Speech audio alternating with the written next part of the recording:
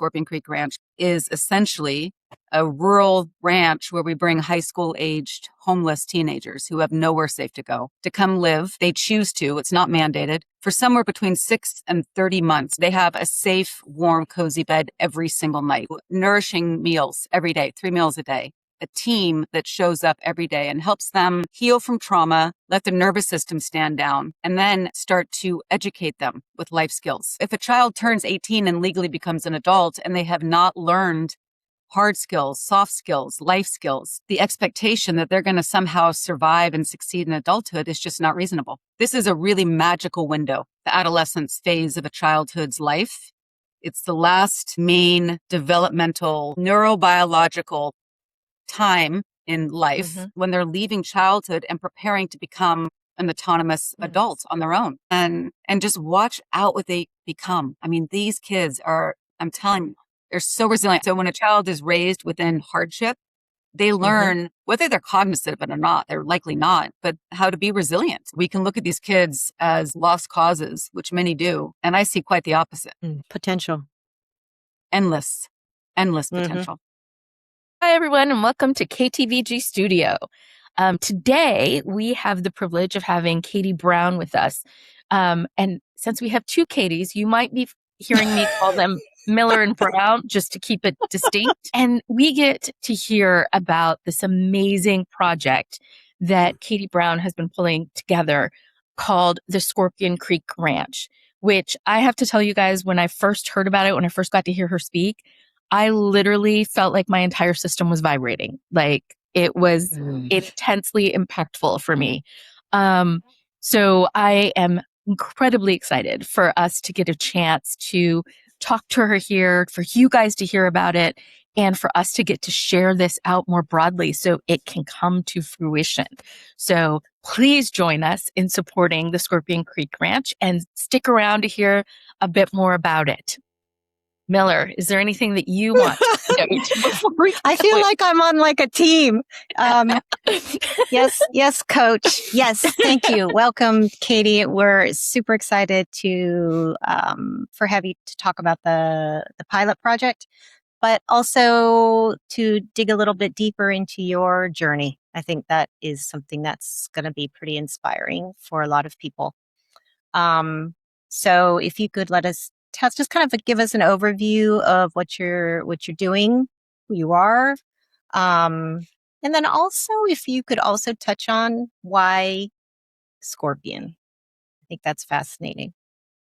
Yes. Well, there's a lot of layers in that. And you can begin wherever you feel comfortable. Yeah, no, they're all woven together. And first off, I just want to say thank you for having me on. I am excited to talk with you guys. I enjoyed our first conversation very much. And I could feel that what I was describing was landing with you guys, which is not always the experience. So my feelers go in this magical way when I feel like when I'm talking about this vision of Scorpion Creek Ranch, I'm speaking to somebody who is receptive and gets it. So that was wonderful. Thank you. Thank you for having me on and helping us spread the word on this really powerful, meaningful model that we're bringing to life. A little bit about me. I grew up in Eugene, Oregon. I raised my kids here and had multiple businesses here. And 30 years ago, my sister was diagnosed with schizophrenia and bipolar. And so what I say, kind of in the background as I was raising my children and opening restaurants and then a clothing line and different things, in the shadows, I was becoming a fierce warrior for my sister within a broken system. Mental health care in this country, specifically for people who have a serious mental illness, is pretty broken. And so what I learned in that process was how to become tenacious as an advocate for my sister. And that taught me something that when I was in that journey, I wasn't aware of what all these different things that I was doing was really kind of preparing me for what I say I was put on this earth to do, aside from raising my children. They're my number one always. But the idea of Scorpion Creek Ranch came to me as the result of somebody posing a question to me. If you could start a foundation, what would it be? And I had never considered getting into nonprofit work. I had never considered dipping into the homelessness space. But when that question was posed to me, I drove home and the entire vision for Scorpion Creek Ranch came to me, which is essentially, in an encapsulation, a rural ranch where we bring high school aged homeless teenagers who have nowhere safe to come live. They choose to, it's not mandated, for somewhere between 6 and 30 months, depending on their age and the progress they make while they're on the ranch. During their time on the ranch, fundamentally, they have a safe, warm, cozy bed every single night, which to me is the absolute baseline of what any child should have, let alone human being in general. Number two, nourishing meals every day, 3 meals a day, a team that shows up every day and helps them heal from trauma, let their nervous system stand down, and then start to educate them with life skills. So we have a whole education model that is built into our overall model. Because, if a child turns 18 and legally becomes an adult and they have not learned hard skills, soft skills, life skills, the expectation that they're going to somehow survive and succeed in adulthood is just not reasonable. So what we believe is that this is a really magical window, the adolescence phase of a childhood's life. It's the last main developmental, neurobiological time in life. The first one is when they're a baby, right? And they're learning how to speak and walk and all those amazing things. But when you get into adolescence, that's really the phase when they're leaving childhood and preparing to become an autonomous adult on their own. So if they run away from a home life that is too traumatic to take any longer, or they're kicked out for being, for their gender identity, which has become a big thing. It's called family rejection. They get kicked out. It's really easy to assume, because I used to, and I know most do now, having had many conversations, it's easy to assume there's help to catch these teenagers. Fundamentally, there isn't. And that's a federal, across-the-board reality. Each state interprets what the feds dictate, but they all kind of fall into this tight little box. And we're spending a lot of money on it, and we're failing. And I just want to add support to this in that Katie has an amazing report that I did read. But even when I was in social work school in New York, part of what we studied was the breakdown of the mental health system. And, they talk about the systems that are supposedly in place. And I say supposedly because, as you point out in the report, they're designed with the best, originally maybe, with the best intentions, with the best info that was available at the time. But I think everyone within those systems agrees they are not functioning.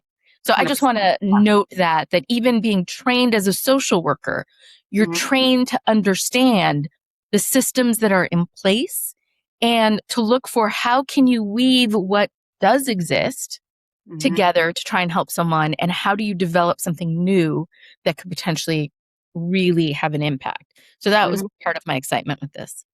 Yeah, and I do speak to that in the full report. So just about a week ago was the 4-year anniversary that I've been working on this. And, when the idea came to me, I was naive. I thought I would go out into the community because I know a lot of people in this community in Oregon. And I was like, this makes so much sense. This is what kids need. I'm going to have people lining up wanting to support this.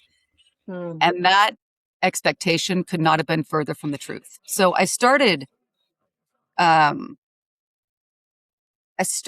really trying to form how to get this idea that I could see so clearly in my mind's eye and feel it with every cell of my being, how I needed to start, right? Because I'd never done anything like this specifically, but because I have built multiple things from nothing, that right there did not deter me.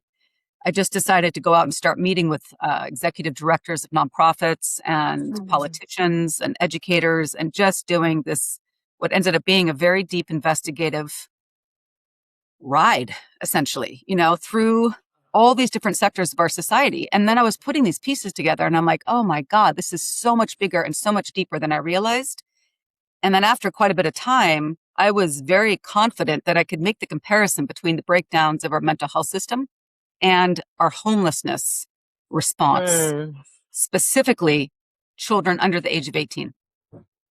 So that is our most vulnerable group, is adolescents, because they're too old for child protective services to intervene with any meaning. They can actually have an open case and know that a 15, 16, 17-year-old are being sex trafficked, and there's nowhere to take them. So they just leave them on the streets. So being able to pull all these pieces together and write that document that I sent you, right? That was cathartic for me, because I could not touch on all those different elements in a conversation, in a coffee meeting, in a presentation in front of Rotary or any of these groups.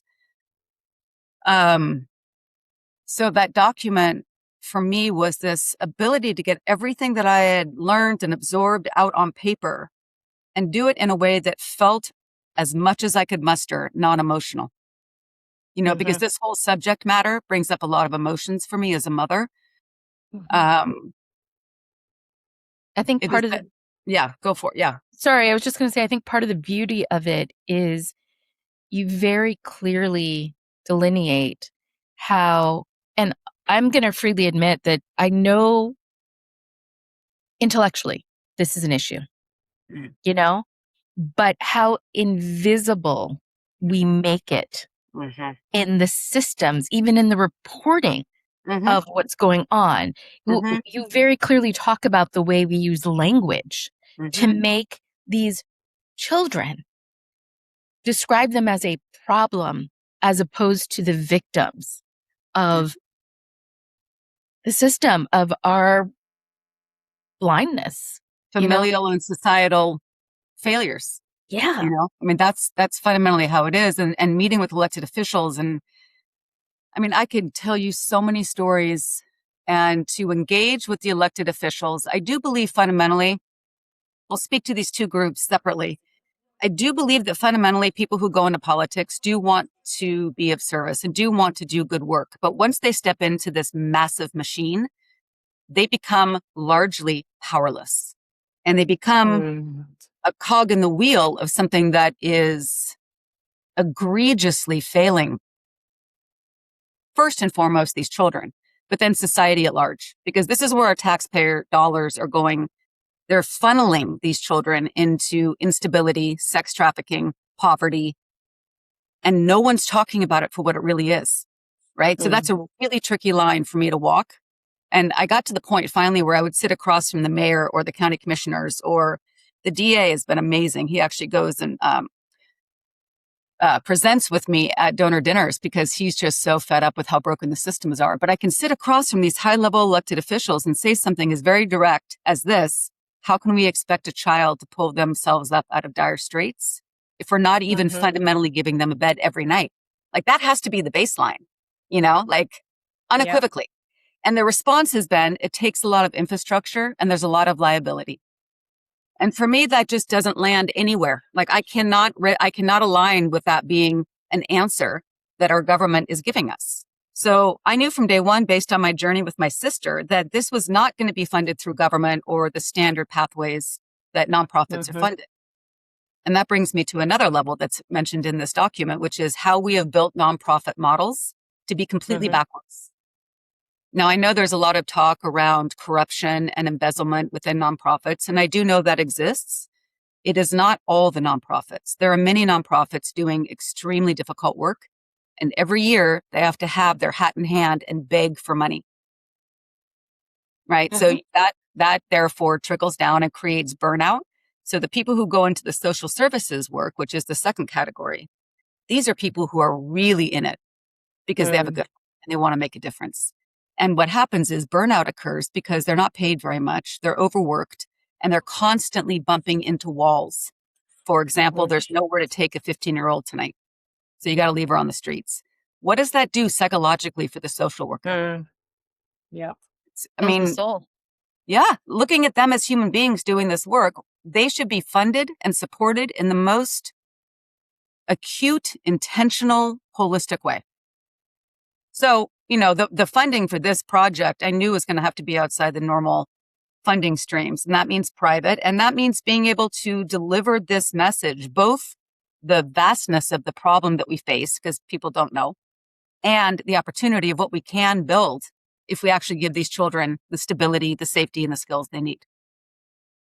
So And you this, had you had a really provocative first sentence in your executive summary, and you said it was a solved problem. Mm-hmm. And I was really struck by that. And I wonder if you could kind of expand on that a little bit. Yeah. Having sat in on many government meetings where they gather all this data and they keep forming more committees and more work groups, and let's go out and find out what's happening in the community and how do we solve this? What do we do? It's not hard. We make it so complicated and act as if we don't know when the answer has already been solved. You just give them what they were missing in their own home, what we give our own Mm, children. That's how solved mm, it is, right? We need somebody to stand up and actually build this and then be able to mhm, scale it. And so we're ready to do that. But it is solved. We don't need to gather any more data. We don't need to form any more work groups or anything at all. mm, We know the answer. mhm, I think that you have beautiful descriptions of the resolution of what these kids need. And one of the Mhm. ones that struck me, I mean, it's just the starting point because I know you have a full, was the locked door. Mhm. The fact that you never have an adult alone with any of these kids because they don't have the foundation upon which to trust.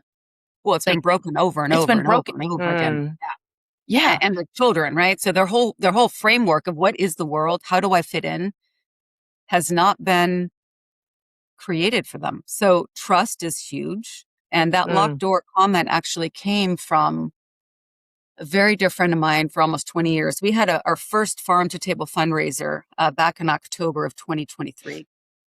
And I felt an incredible amount of self-inflicted pressure to execute a fundraiser that was very different than the cookie cutter nonprofit fundraisers, because I've been mm, to many of those. They're all a different version of the same thing, right? They're all in some big corporate room and they have You a spend live more money auction and a silent auction. And then everyone sits down, raises their paddles. There's a presentation. You eat usually pretty crappy food. I mean, it's blah, So mm, somebody used to own restaurants and I care very deeply about food. We had it in this mm, beautiful outdoor garden. We sold out. We got 150 people buy tickets for $75 to come learn about a new idea, which was pretty cool because I mhm, think many, many, many, many people in this country want a solution to come to the table. yeah. People are tired of it. It impacts us on so many different levels. So we had the best restaurants cater it. We had an amazing bartender drive down from Portland. It was such a gorgeous fundraiser, but the presentation itself, for me, I wanted it to be something that was deeply moving. I wanted to create what I Mm, call an emotional crescendo, right? So we had a mm, variety of different things in this presentation. One of them was this friend of mine who was raised in the outback of Alaska by a schizophrenic father, very abusive, and a sociopath for a mother. oh my Then when goodness. they divorced, my friend went and lived with her mother, who then remarried when my friend was just turning 10, and he was a pedophile Mm, and started raping her, and the mother supported it. So to say her childhood was horrendous is an understatement. She climbed out of it, went and got her PhD in economics, and is now married to a very wealthy Microsoft guy and has gone through years of therapy. mm, What she wanted to do was share her story, but she didn't want to get up in front of the group. So what she did is she recorded what I now call the 10-minute story. And we played it to the audience through this amazing sound system. And mm, in that, she talked about her childhood and having no one to take care of her. And that what they really need, what she really needed, and what children on the streets really need is a door that locks so they can sleep and let their nervous system stand down. mm, A bathroom mhm, door that locks so they can shower and not feel scared. Like these are things we take for granted, right? We don't yeah, think about locking our bathroom door so no one comes yeah, in. So that yeah. locked door concept is something that is incredibly powerful for a child who has Mm, not known safety.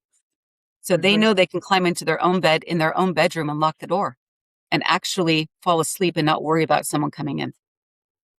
wow. Careful.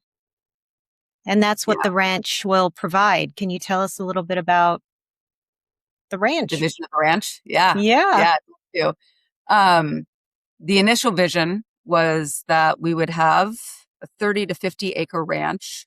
And that is very intentional for the setting to be in Mother Nature, because the science proves it, Yeah. that when you're in Mother Nature, it helps to calibrate your nervous system. You can actually slow down and calm down.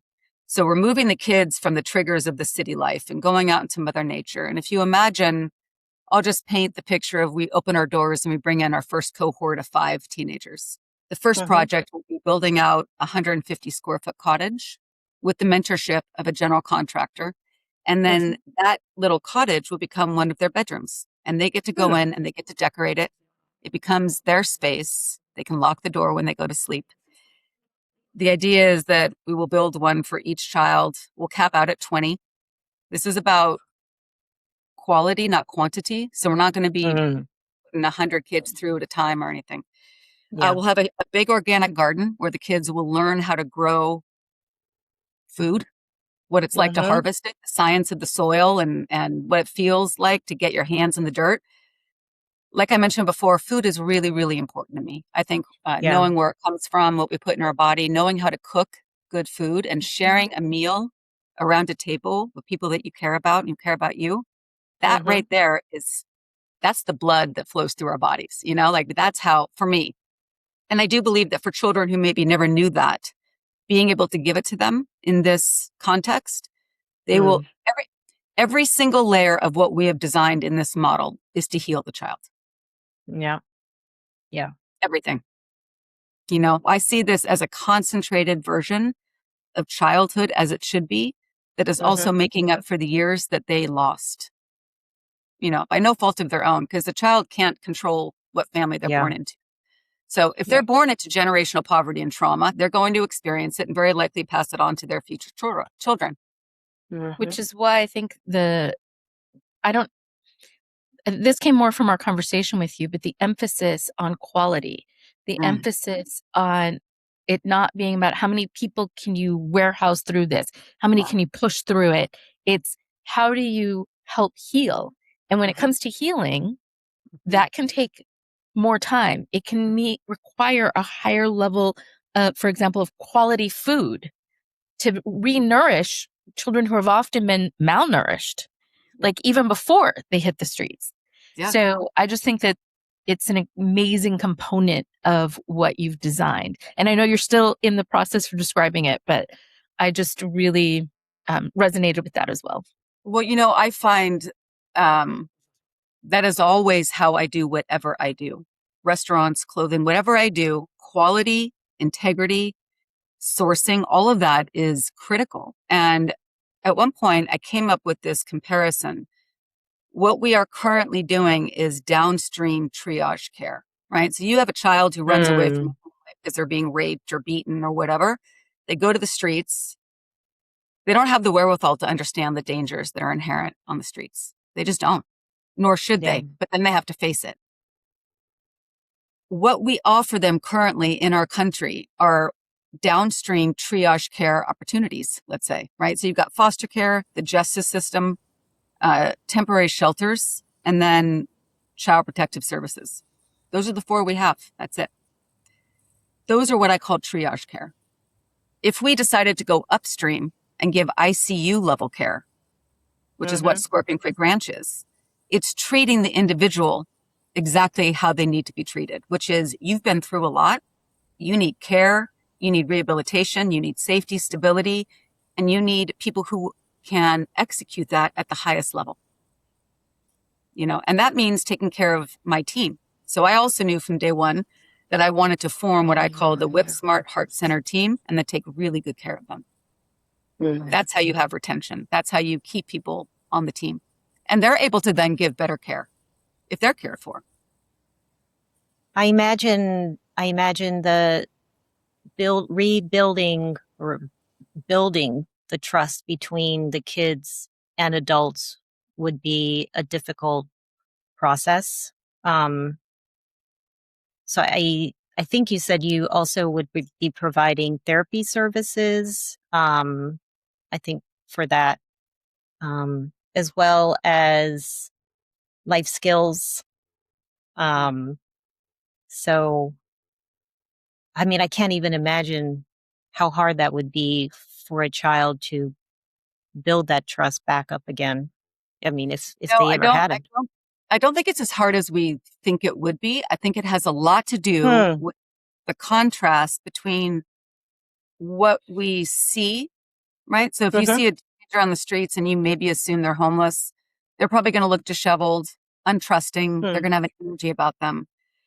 Yeah. But when a child starts to feel safe and their whole environment is designed to give a child a sense of safety, it will take Mm-hmm. some time, but I don't think it'll take as long as some might think it would. Hmm. As we are simultaneously going to be giving a child good sleep, good food, Yep. their nature, structure. They're not going to be forced to do anything they don't want to do. What we're wanting to do is ignite the love of learning and sense of Mm-hmm. self-worth in each one of these children. So our Yeah. days will be structured with learning blocks. It could be art, yoga, learning how to wire a computer, financial Hmm. literacy, goal setting, hiking, field trips, going to see the dentist and the doctor because maybe they've never been to one. Maybe they Yeah. hadn't been to one in True. 10 years, you know? Yeah. So all of the touch points that we give our own children are woven into Hmm. this in a way that will ideally feel really fluid. Mm-hmm. And all of that together, the holistic immersive experience, we believe is going to accelerate the healing and the learning in these children. And I think the consistency, because the other thing you described with the existing system is Hmm. the fact with the turnover, with the fact that you don't have enough room, so you get kicked out of shelter. I mean, I'm not doing justice to the descriptions here, guys, like not even remotely. But Yes. what I'm reading and what you're describing with Scorpion Creek Ranch is consistency Mm-hmm. is part of that bedrock. Mm-hmm. Like, yes, we have the education. Yes, we have the mental health. Yes, we have the medical, vision, dental. But more than anything, you have a consistent place. Mm-hmm. Like, I think one of the people you had describing the fact that knowing where you're going to sleep, being able to do so where you can actually do it, like you're not partially on alert, like those kinds of things, because their brains are still in that malleable stage, that development stage. Yeah. It might be faster than if you get a hold of this person when they're 25, 26 years old and they've already embedded. I'm not saying they couldn't change. I'm just Right. saying it might take longer. I think we're all capable of change throughout Yeah. our entire life, but there's a whole variety of personal circumstances and identities that really play into your own journey of whatever that means for you. But for children, my kids are now 27 and 23. And when I think back when they were in high school, they were like, it was hard to get them out of bed and give them breakfast and get them to school, and they're going through their friendship things, maybe the first boyfriend, girlfriend, Yeah. and thing for their permit, and then maybe prom. And, that's what high school should be about. Yeah. Not where am I going to sleep tonight? And do I have to trade my body to be warm or Yeah. for a meal? And Yeah. Yeah. the degree to which all of that is happening right under our noses is shocking, but it's Mm. happening in the shadows because Yeah. teenagers don't want to be found. They don't want to be pulled into the system because they hear about what it actually leads to, Mm. and it's not pretty. It's Well, not pretty. So they choose to stay out there often. I think about the fact that what I understand, because full disclosure, I've not read it, but when you look at the Epstein files, Mm-hmm. um, in that you were talking about some people who are trafficked, some of them obviously are not privileged, but some of them come from places where supposedly they could sleep, like they had food to eat, they had a home to live in, but it wasn't safe, Mm-hmm. and there's nothing being done about that. How about all those kids who don't come from that kind of background Oh, even? Like, that's why this is so layered. And that's why writing that document was so cathartic for me, because I couldn't talk about all these different things in a conversation. Like I said before, the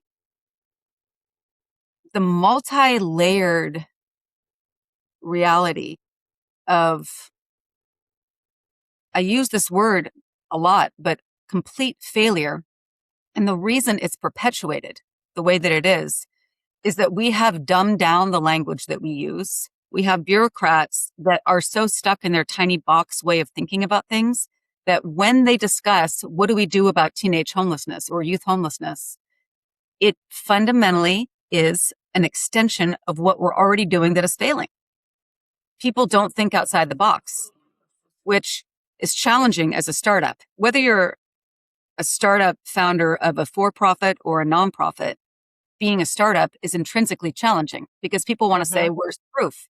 How do you know that this is going to be a gadget that sells millions of units? How do you know that this nonprofit is going to work for these homeless teenagers? And for me, it's just like, well, this is fundamentally anchored in decades of neuroscience, human development, wisdom, and basic common sense. There's nothing abstract or ethereal about this solution. It's about as back to basics 101 that you can possibly get. You said at the beginning that when you first floated this idea and you were expecting an onslaught of support, you were shocked that there wasn't an onslaught of support. What were some of the pushback comments that you were getting that really surprised you? Early on, I was consistently getting pushback on the stigma and perception people hold around this specific demographic, which is these kids are choosing this. They're lazy, they're drug addicts, and they're violent. Wow. Yeah. That was the big one, which did lead me to go volunteer at a day drop-in shelter for about a year. Because I thought, even though I feel that I'm right about this, I need to be able to point to hands-on experience. So after volunteering for a year at this day drop-in shelter, I unequivocally could say it with conviction. These are kids who are just desperate for love and support and guidance and structure. We just don't give it to them as a society, because there's a line in the document that I come back to, which is, when a child is our own, they're our responsibility. When they don't have a family to take care of them, they're everyone's, and therefore no one takes responsibility. Yeah. We assume that our systems take care of these kids, and they just don't. So that disconnect that has become so deeply embedded in the way that we view social issues in this country is like, what is it? The Marianas Trench, the deepest part of the ocean. The gap is so deep that bridge has made it really challenging for me to talk about this in public because people are in their little way of thinking that they understand what's going on. I remember doing a donor dinner at an old lumber family's home, and they had doctors and lawyers. And this is one that the DA came with me to. And I had a presentation, and, I've been told many times, don't talk about what's happening with the kids. People can't handle it. So I try to focus more on what we're building. And then people say, well, that's really expensive. What could you cut back on the food? Could you cut back on the this? Could you cut back on the that? I'm like, well, no, we can't, because you wouldn't want to do that for your own child. That right therein lies one of the deepest disconnects of how children that have nowhere safe to go are thought of. So this model, this information that I am sharing out in public will not resonate with everybody. People will hold on to their belief systems until they see proof. And then even then it could be a slow go, right? Which is also one of the reasons why after we prove our pilot, because we will be rigorously tracking the metrics on their psychological, physical, and emotional well-being, right? So they'll come in, they'll be disheveled, scared, non-trusting. And then over the course of time, they're living at the ranch. Like, let's say we get a 14-year-old. That's pretty young to be homeless on the streets. And I've come across them, and it's heartbreaking. We get a 14-year-old. They're very likely going to live on the ranch for 2.5 years. Right. And then at 16 and a half or 17 years old, that's still pretty young to go out on your own, but they will receive such a concentrated skills building, healing, regenerative experience that's, let's say 6.5, 17-year-olds. In a lot of ways, they're going to be far beyond their equivalent who is going to public school living in their loving family's home because they've been through so much and then gone through such a concentrated healing learning phase. After the ranch, this is a critical component of our overall model, we will have an in-town home where a graduate of the ranch can move back into town. There'll be a Scorpion Creek Ranch counselor mentor living in the home with the kids who have graduated from the ranch. And then from there, we help them reacclimate back into society. So we have to have that stepping stone so that they can come back into the society that they came out of prior to joining Scorpion Creek Ranch. And they can start to reacclimate with a solid ground underneath them when they decide, do I want to go into a trade? Do I want to go into an apprenticeship or community college or a university? Get my own place, get a job that I love. I mean, they need help just like we help our own children go through those different stages. And then from there, we help them launch. It's great. It's really great. Can you explain the scorpion symbolism? Because when we first met you and I heard it was Scorpion Creek Ranch, and at first I kind of did a double take, because I think for me, scorpion is a little bit scary, but it definitely got my attention and I've never forgotten the name. Yeah. No, scorpion, it was ominous to me as well. And it came somewhere out in the ethers. I think I mentioned this in our call last time. I'm not religious. I do believe there's a lot more going on than we see in this dimension here in this plane. I don't know what it is. I can't explain any of it because I don't understand any of it. I just know that I get these, what I call lightning bolt moments, these ideas. That's how the whole ranch vision came to me. Like in a 12-minute drive, the whole thing came to me. The name Scorpion came to me after I started working on this. I think I was only a few weeks in. I started waking up at 3 a.m. on the nose every single morning. And a few weeks into that, I made a decision to not be frustrated that I had insomnia again, but to try something I had never done. And I whispered out loud, universe, please give me guidance on this. And I instantly got an image of a piece of paper with a brown scorpion. And that was ominous to me. I was like, I have no idea what that means. It's kind of scary. Yeah. But I just made the decision to look up mythological meaning of scorpion right then. So I think at this point, it's like 3:01 a.m. And I looked it up and I got goosebumps all over because it said the mythological meaning of scorpion is complete transformation from pain, isolation, suffering to confidence, connection, self-worth. It was a little bit more lengthy than that, but the comparison is exactly the transformation that I envision giving these children. Wow. Yeah. One away from isolation, fear, insecurity, into strength, confidence, connection. So that's where Scorpion came from. And then I added creek because I wanted water, and I added ranch because I love ranches. It was either going to be farm or ranch, because one of them immediately describes kind of the setting, but they play different roles slightly. The thing that I often think about with Scorpio, anybody who follows us knows that I'm into astrology, but I think about the aspect of somebody who is born under that sign. One of the major descriptors is that when you are inside the stinger, you are totally and utterly protected. And anybody who looks to attack or hurt what's inside that stinger is what will receive the stinger. And I just think of that in terms of being a protection as well for the kids that end up with the chance to be on this amazing ranch, that they get that opportunity to be truly protected. So they have the room to go through that transformation. Yeah, exactly.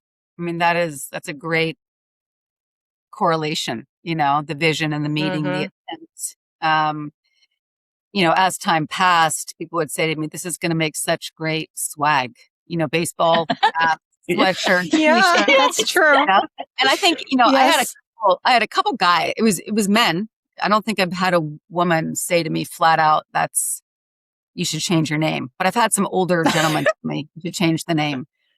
One guy went so far, it was such a trip because this guy is a retired attorney here in town, very active and, Democrat, for the people, all of that. And he was so intrigued. I ran into him at a party and he's like, Katie, what are you up to these days? And so I told him, and he's like, this is amazing. We need this.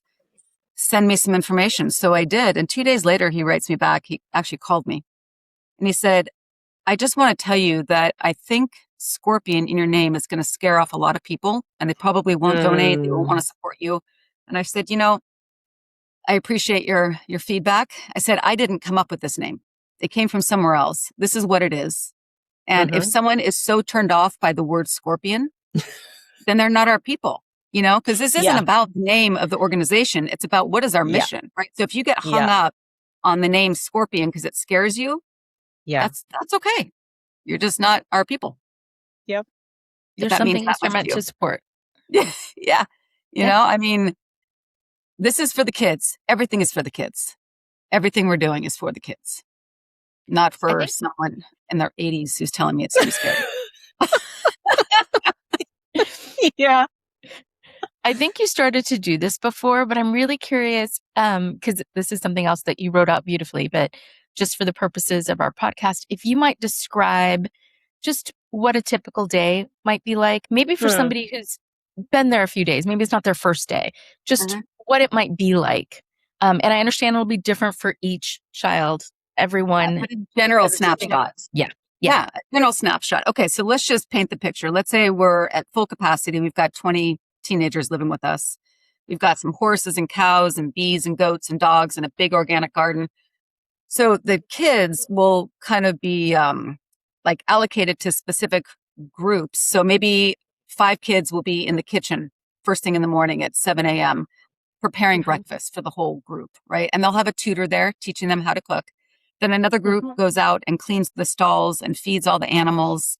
Then another group maybe helps set up some stations for the education blocks that day. And then everyone gathers for a meal. And then you go out and you do your blocks of learning. And then you come back together for lunch.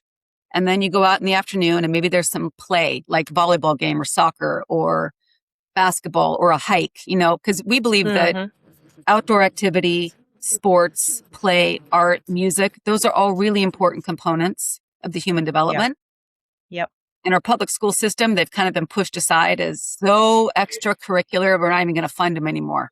We believe it's really an integral part of growing a human being. And then dinner time.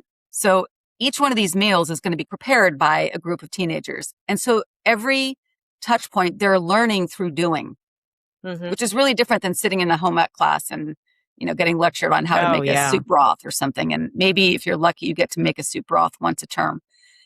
This is so immersive. And here's one of the key points that I love in this whole model is that every single night we'll wind down with a campfire. So after everyone's had dinner and helped to clean up, the counselors, tutors, teachers, whatever you want to call them, and the kids will gather around a campfire. And that is very specific because it helps the individual wind down in a really healing, hearth-like environment.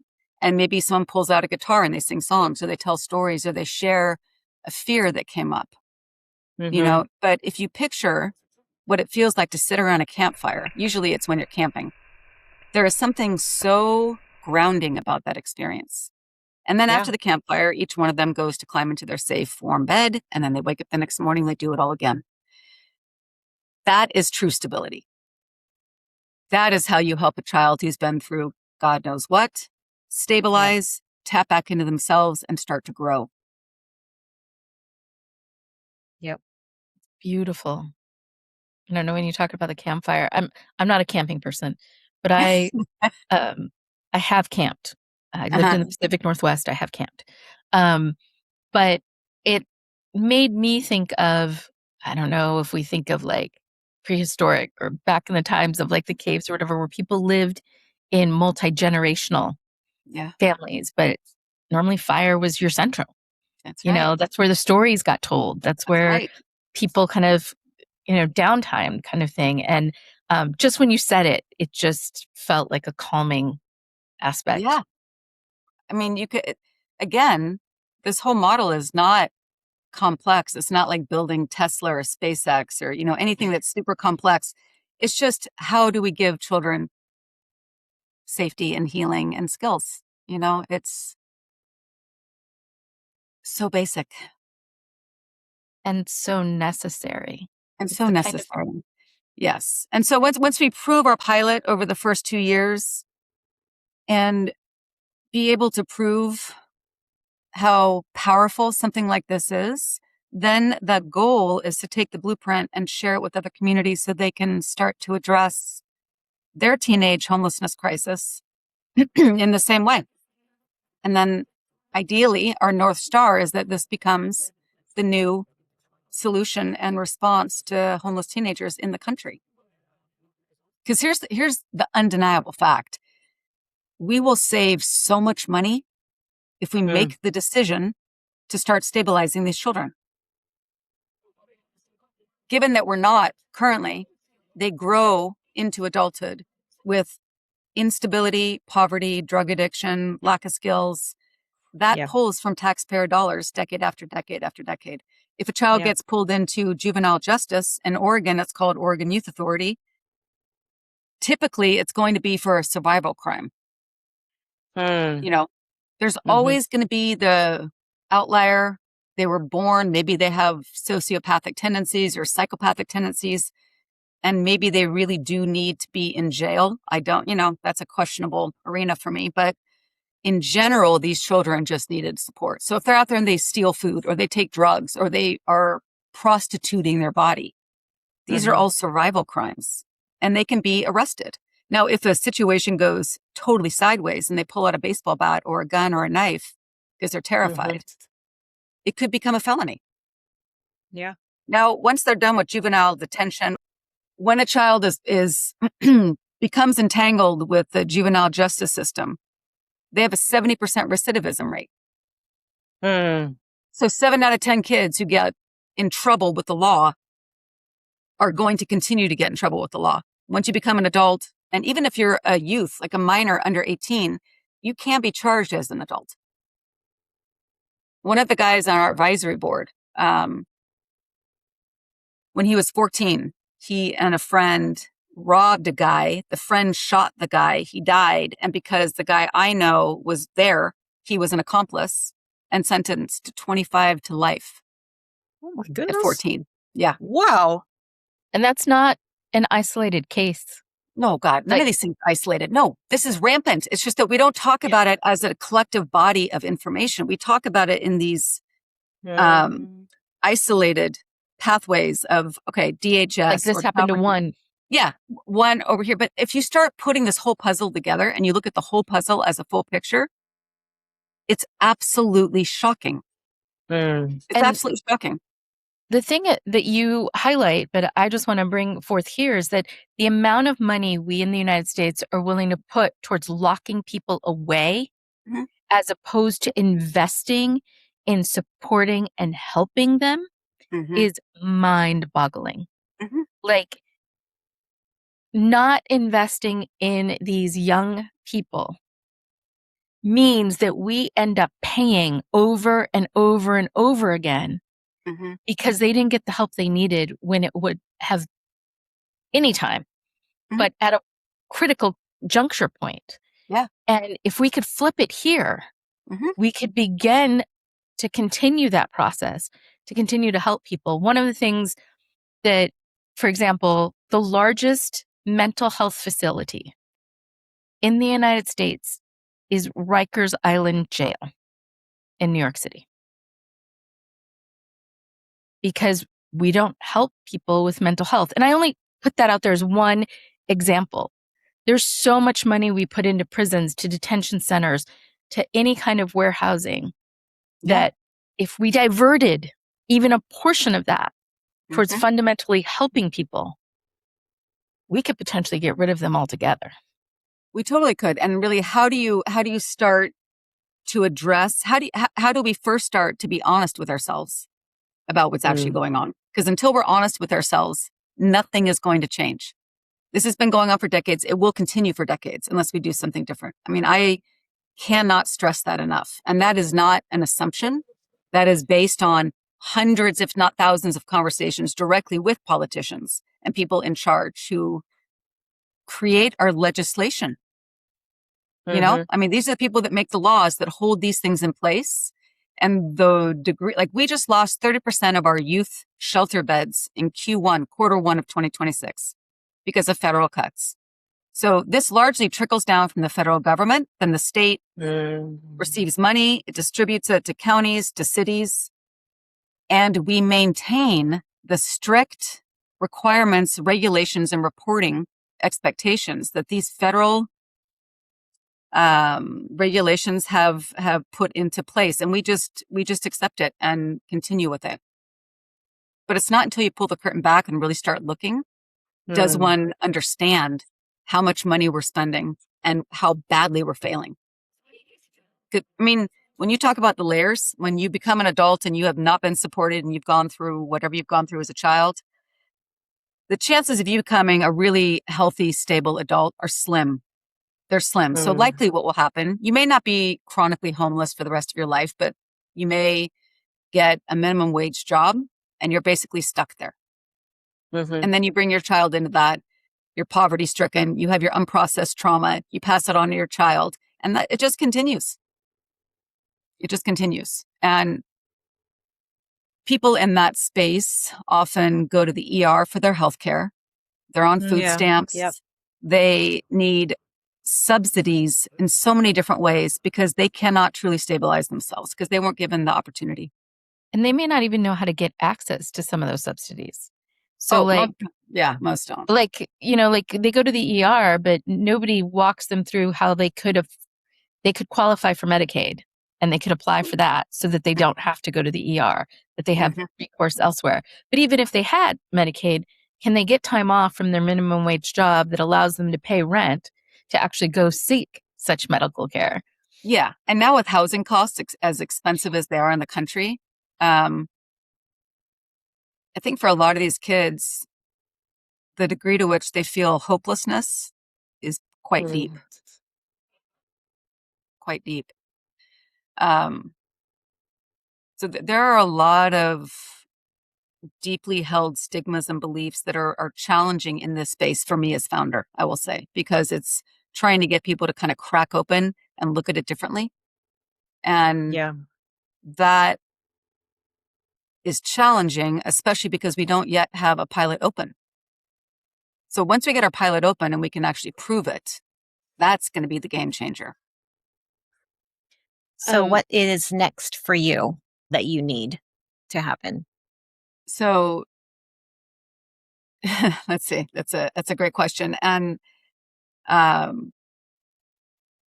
now that everything has been so clearly laid out, our goal is to do one of two things, but simultaneously, one is to get a $50 million endowment established.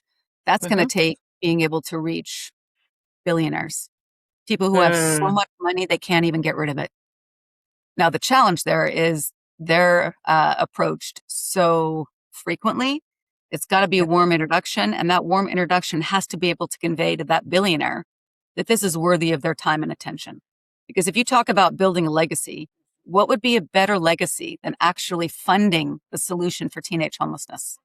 Because that doesn't only give money to fund it, it puts a stamp of approval by somebody in that caliber, which draws attention from everyone else. That's just how we function as a society. If you're rich or famous, people look up to you, admire you, they want to be around you, they want your approval, whatever that is.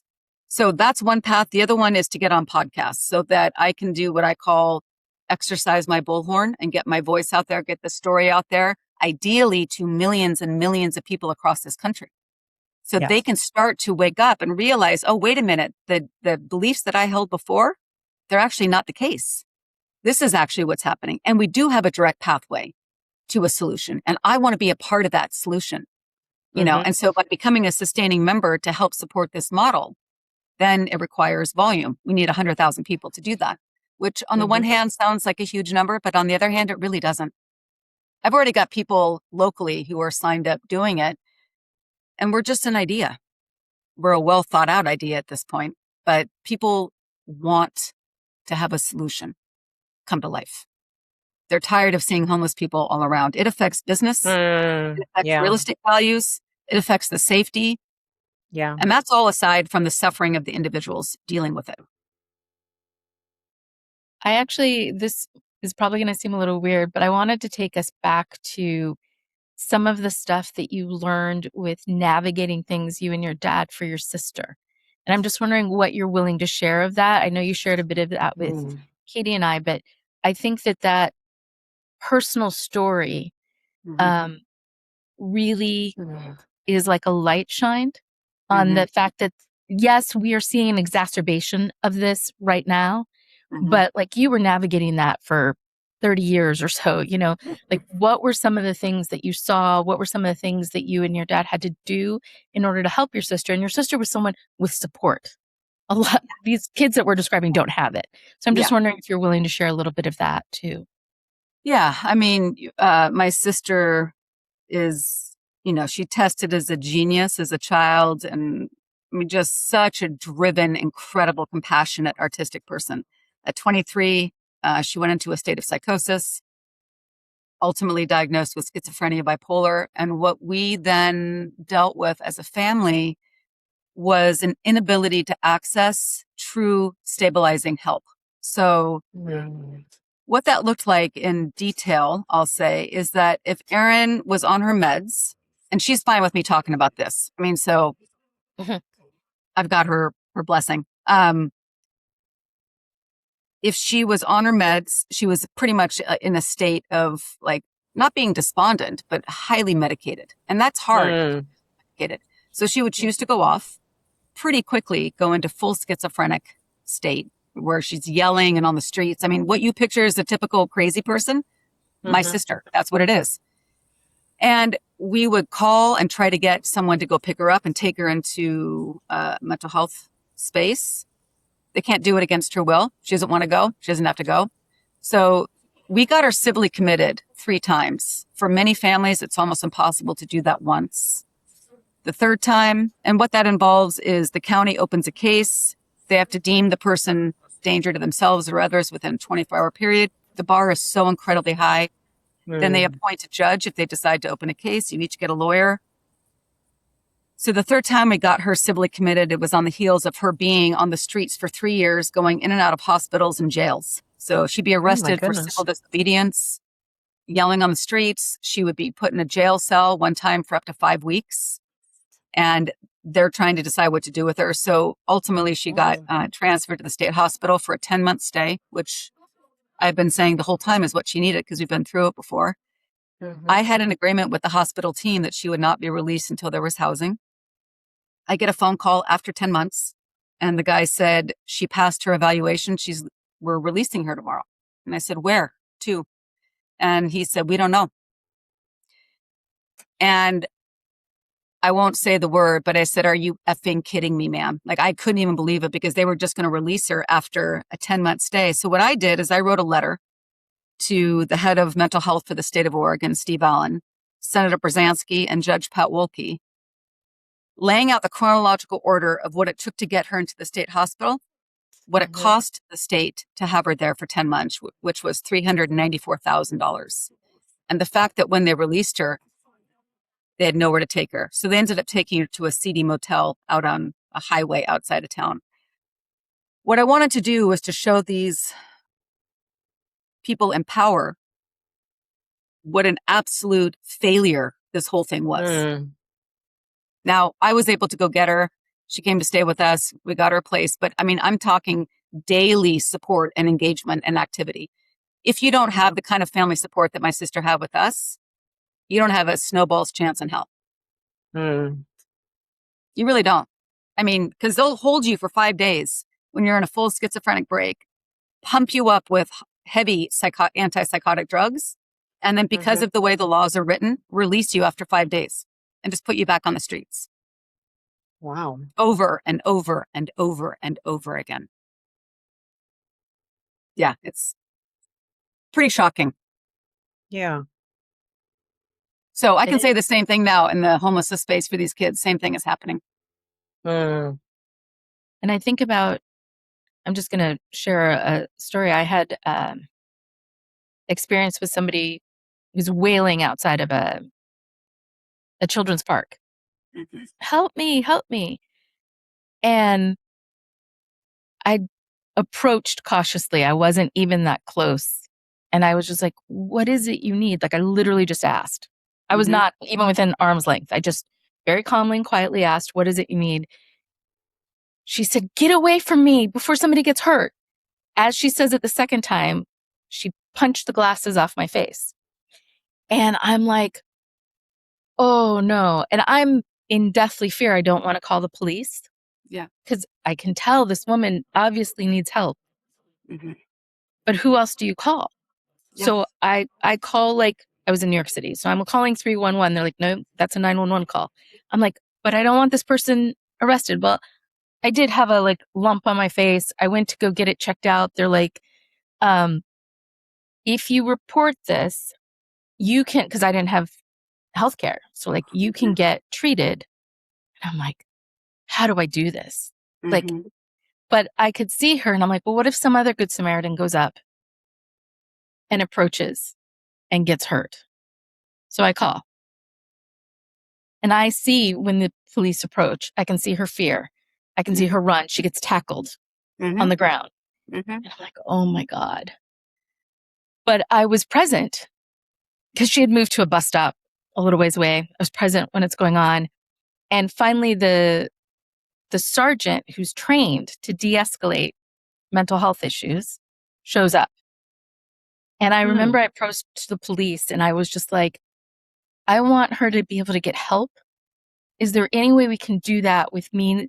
Like, I don't want charges pressed. And I'm the person who was hurt. Like, oh, we can totally do that. If you refuse to press charges, we will take her to the hospital as opposed to processing for jail. I'm like, great. Where do I have to sign something? What do I have to do? Like, you just have to tell us. I'm like, okay, I'm telling you right now. I just want her to get help. But I'm like,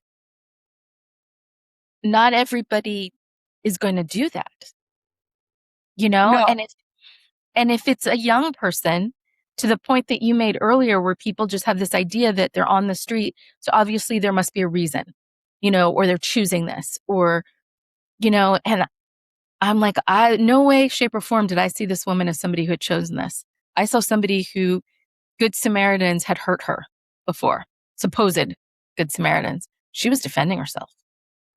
What you just described is commonplace. And there is an organization that started here called Cahoots.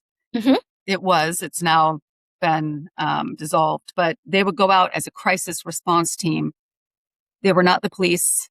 They were not fire. They were just a highly trained team that would go out and engage with people who were demonstrating mental illness or maybe being strung out on drugs of some sort. So the cops wouldn't have to deal with it because they really didn't need to have the police come and maybe arrest him or anything. They just needed help. Mm-hmm. Yeah. The model was so successful that other states called and wanted to replicate it because the amount of time and money that the police officers have to spend on calls like the one you just described, there should be a separate team in place for those Yeah. situations, not police officers. It's different Yep. training. Very different training. I Very worked different. with a former sergeant of the NYPD who'd been trained in de-escalation and mental health stuff. And he's like, this person straight out of the academy does not have the training needed to address this. But Yeah. like, there's a complete, the police are designed for one thing, and Cahoots, like what you're talking about, is designed for something else. Totally. And given the amount of people that we have on the streets in this country now, I mean, it has risen so much in the last 5 to 10 years, you know, specifically post-COVID. But the police being called to these kinds of situations, that's not the response we should have in place. Yeah. You know, and if we as a country could really come to terms with the facts, like you were saying earlier, we're spending so much money downstream as crisis response and management. We could be doing it really, really differently and have a way better outcome and save a ton of money. Yeah. You know, because if you can take a child who was then going to turn 18, become a legal adult and enter adulthood with all that stuff unresolved and no skills to really build a life, that costs a lot of money. But, and they're not, and then the flip side is if we prepare them, then they're stabilized and they become tax-paying citizens and their children are born into a family. So the benefits of this, there's no downside. There's no downside in stabilizing a child and giving them what they need and deserve to thrive.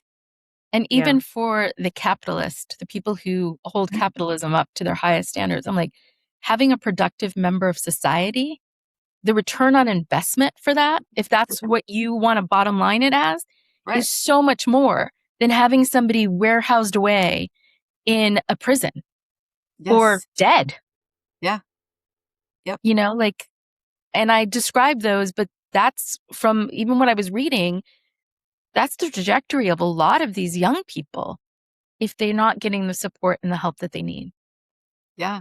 I mean, in that document, I touch on many things, but one of them is here in the state of Oregon, Oregon Youth Authority and DHS, which is our Department of Human Services, Child Protective Services.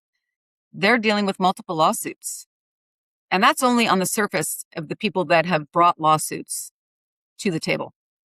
There is so much that I have learned firsthand from the different people that I've met with that tell me stories that never get to that level of lawsuit. So they're just in the shadows still, these stories. But I can tell you what, it is so rampant and it's across all the different sectors that the results of doing this, this work, I didn't think of it as investigative work. I thought of it as just kind of building this new model. And in order to do that, I needed to understand what was already happening.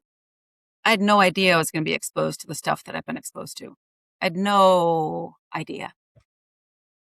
And how long have you been germinating this idea? I think you said 4 or 5 years? Yeah, I think August 7th, it was 4 years. So today is August 16th or 17th. So it's been 4 years. Wow. Mhm. Wow. Full time, completely consumed. I live, eat, Wow. breathe, sleep, everything. This is like, I was joking with a friend recently. I said, I really want a vacation for myself. I would love to take a break from myself. I don't know if I don't this know how yet, though. If you guys let me know. I don't know if this helps support or not, but I saw something on my Instagram feed earlier today where it was talking about how in the human design, mature women are designed to lead. Like we spend all this time learning to be aware of what's going on with family and friends and caretaking and all this stuff. And then you get to the point where you transition into this next phase of life, where in China it's called the new spring. But that transition is meant to be for the leaders of, and I think our current society hasn't necessarily recognized that, but I think you are an amazing example of that, Oh, of thank leading. you. And Thank I am going to put it out to the universe that you get an opportunity for a vacation from Oh, yourself. thank you. But literally, this will be like, this is happening. And thus you are able to take a breath Yeah. because it is truly a beautiful vision. I say this, I recognize that my opinion around this subject can be biased since this is my creation. And I cannot think of another solution that is better than this one. Hmm. Yeah. I mean, honestly, and so I tried to, I acknowledge that I could be biased, but I really don't think that's them. I want to leave room for that, right? Like self-awareness can be tricky, but I really just think, especially after all this work that I've done, I say there's no silver bullet coming down the pipeline. There is nothing coming from the government that's going to fix this. Yeah. Nothing. So we've got government, we've got community, right? Government, take them off the table. They're not going to do anything. We've got community. We've got people who care Yeah. about children, people who understand what children need. So it's the community that we need to build, right? Like share the website with 5 people, ask them to share it with 5 people, ask them to share it with 5 people. This is the way we create what I call the spider web. And we need community, whether it's our city, our county, our state, our country, to come together and say enough is enough. Like enough is enough when they realize what's happening to these kids. You can't unlearn it. I was just curious, looking back at yourself 4 years ago before you started this and looking at yourself now, how has this changed you? It's a great question. I would say some ways that aren't easy or enjoyable. My fundamental belief in things will work out isn't necessarily there. you know? Mm. And I have to Mhm. acknowledge that that is also in conjunction with what's happening globally and nationally, just on so many levels. So I don't feel like I'm alone in that thought, or that that's a direct result of me spending time building Scorpion Creek Ranch. It's, Mm. they weave together, right? All this stuff is happening simultaneously. But Yeah. as far as Scorpion Creek Ranch and it being directly related to me and how I've changed, I would say a fairly recent change is that I feel, especially after writing that document, like I do have more access to something inside of myself that allows me to speak about this. And this may be hard to believe, but in a calmer way. So Oh. I am intense by nature, and that just is who I am. I've had to really work so hard to quell that intensity when I'm in presentations or meetings, because basically what I want to say is, look what's happening. We need to do something Mm. now. The house is on fire. Mhm. And I Mhm. don't get responses from people most of the time that come anywhere close to matching that. And then I have to deal with the difficulty of, well, do I reveal the story about the girl who was handcuffed to a pole and what happened to her, or the girl who blah, blah, blah, or this or that? No, I can't talk about that stuff because people can't take it in. So I have all Mm. that inside of me. How do I convey to people in a way that is Mhm. effective, that actually gets them to say, holy cow, holy cow, Mm. we had no idea. Yes, let me call my sister and my brother and my parents and my friends and tell them we can do something about this. But that takes time, which is why I want the bullhorn, so I can get on these podcasts and really get the word out there to Yeah. help people to start to realize that what we are fed, what we are told, is not accurate. I mean, I was in Bend a couple months ago, and someone from a very highly elected official's office countered a data point that I mentioned with a data point that was so inaccurate. And all I could do really was just say, okay, because I made a decision to not get into a debate with this person. But I'm just like, this is the narrative coming from the highest elected official's office in the county. This is how they talk Yeah. about it. And I think that therein lies another whole basket of problems. Yeah. People want to protect their jobs. They want to look like they're doing a good job. So Yeah. if we have lowered numbers and we're doing so great, no, your numbers are completely flawed. This reminds me of The Wire, one of the best TV shows, but where they talk about junking the books, like the Uh-huh. stats, where Uh-huh. they Mm. Mhm. you can take statistics and depending on how you slice it, dice it, and present Yeah. it, Mm-hmm. it can sound incredibly different. And I Oh, just feel like what you are highlighting is there's this huge crack. I mean, it's like a Marianas Trench kind of crack. uh-huh. Uh-huh. Here's a light that we're trying to shine through it. And Mm. folks are trying to go like this over that. Oh You my know, God, like, over and over again. Yeah. And that's just, Mm. I mean, I have left so many meetings. I'm just in my car and I'm like, oh my God. Like at one point I was calling my friends. I had one friend who I could just call and just vent, because I would literally, that feeling when you almost get in a car accident, right? Or maybe you think someone's about to break into your house, which is very rare, but that feeling of like, this can't be real. So I would Mm. call her Mhm. and I would vent just to get it out of me. And at one point she goes, look, she goes, picture yourself on the Venice Boardwalk and you're rollerblading down the Venice Boardwalk. And there are all these people lining up on either side of you. The people who believe in what you're doing are holding water out for you. The people Mm. who don't, just don't even worry about them. Just keep going. Mm. And that helped me, because it's hard for me to put into words what it feels like to be talking about something that feels so blatantly obvious and not Mhm. have the recipient show any awareness of the weight of what I'm talking about. Yeah. That becomes a Yeah. real tricky emotional state for me to be in, because Yeah, I bet. injustices piss me off. Like that is the one thing that gets me worked up, right? I can be super calm. I don't start fights. I can let a lot go. But this is to me one of the biggest injustices, period. Yeah. These children. but I think to the point that you made earlier, there's so many people who are trying to survive our broader systems. They're trying to hold on to their job.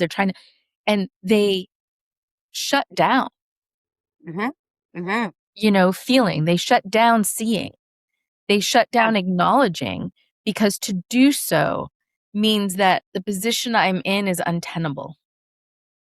And my Yeah, life is literally at risk, Yeah. Oh, it may totally. not be, but that's what I perceive.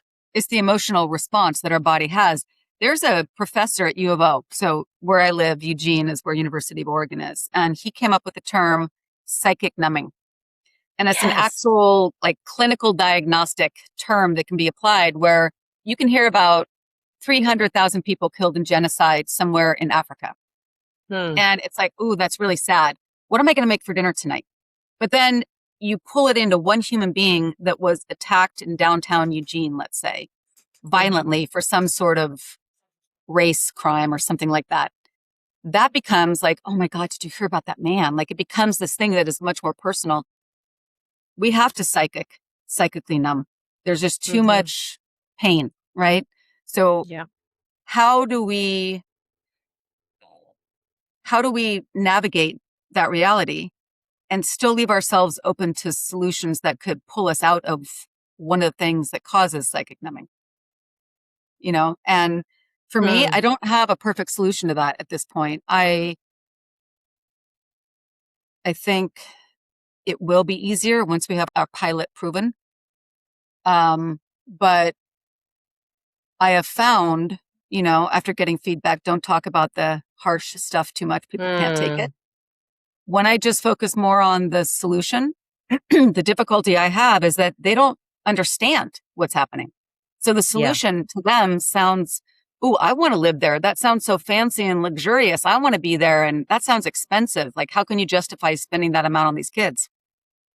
Not until we understand both realities simultaneously can it be fully understood. Because people will just continue to walk around thinking, well, if she wants help, I see she's 15, 14, whatever it may be. Until she wants help, she's just going to stay in her own chosen reality. But 90 to 95% of shelters across this country will not accept an unaccompanied minor under 18. You have to be 18 for most adult shelters. And the number of conversations I've had with people when they talk about, oh, we need to build something new, but we're going to start at 18. I'm like, what about the kids under 18? No, that's too difficult. It's too regulated. It's too this, it's too that. They're minors. We don't want to deal with that. So people intentionally stay away from this group. I had a thought for anybody who's watching this and wants to be able to have a salve for their soul, is they can actually go to the website and become a sustaining support. ScorpionCreekRanch.org. Donate is an option. Like if you're not necessarily in a place or ready to face directly, you can support those who are. Yeah, thank you for that. And it's being at this juncture, getting clarity. As a serial entrepreneur, I am deeply, intimately familiar with what the typical founder goes through when starting something. And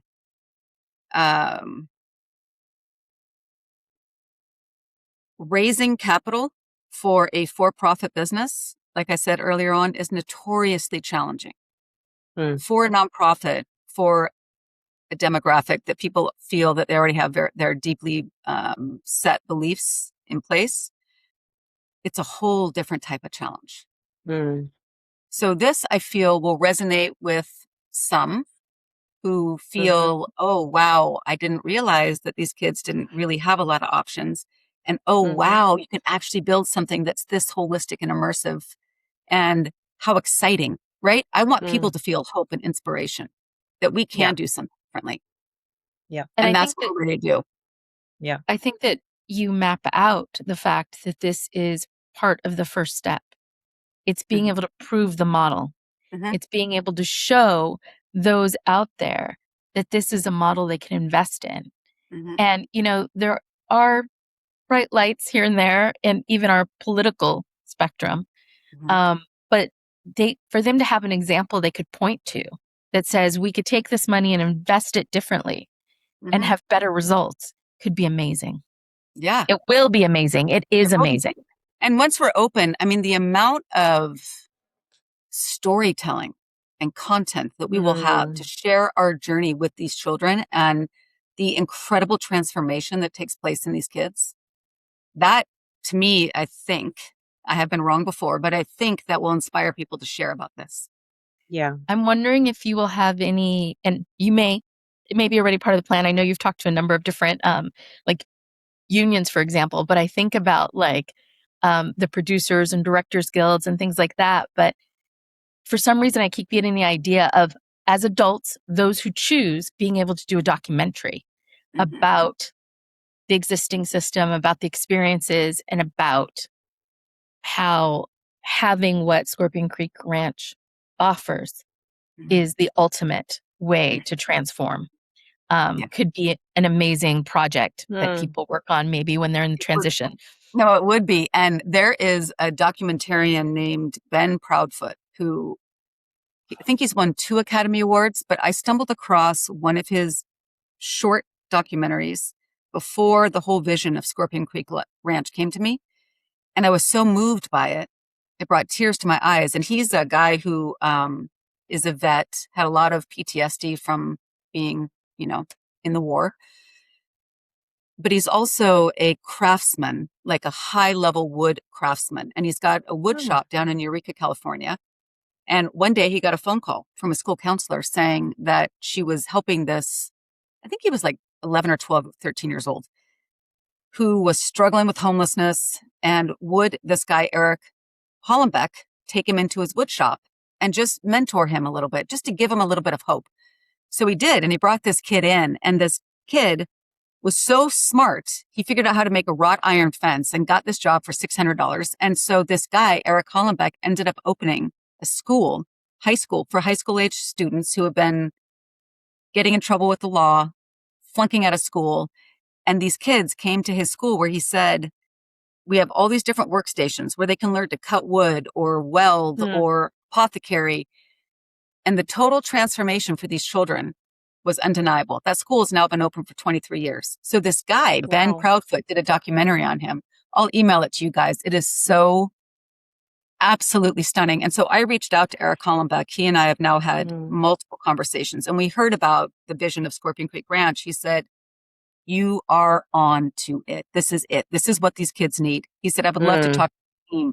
So we had a Zoom call, me and a good portion of my team. And at one point I said to Eric, I said, look, Eric, I have gotten a lot of pushback from people that how are you going to deal with these kids? They're violent, all that kind of stuff. I said, how many instances have you had to deal with? Maybe altercations, fights, whatever it is between the kids. And he leaned in and he goes, 0. He said, these are kids who are so desperate for love. You can waterboard them with praise and they will sit up and say, please give me more. Because they're like a well that needs to be filled. So my assessment as founder of Scorpion Creek Ranch, that these children are going to rebound and rebuild and rejuvenate so much faster than what we think is possible, is anchored in evidence. And I think what you describe goes counter to everything I think most people think. Like you see these kids and you think, or even in media or movies, you see they're criminals and strung out and that's completely opposite. And that, I think, like you said, that's a massive hurdle you're trying to overcome. It is an education process, right? Yeah, it totally is. And that's why you asked me what's changed in me. I think I've been able to come to terms with that a little bit more than I did in the earlier stages of building this whole thing out, because I knew I had to build the foundation before going for funding. We could not get the funding we needed with it just being an idea. So getting our 501c3 status with the IRS, getting our board of directors, board of advisors, our core team, our white paper, our education model, our 3-year financial projections, all of that had to be done. And we've done it all. Like, we're ready to go. The only thing standing between us and opening our doors to start saving these kids is money, which to me is just, I have to stay open to, God, money. Like, right, that's the one thing that's stopping us right now. How do we overcome that? How do we make it so that money is not stopping us? It actually is flowing towards us. Yeah. so that we can operate in the way that we need to operate and not get pushed into the box of what happens when you partner with these government organizations. Mm. If you take their money, you got to partner with them.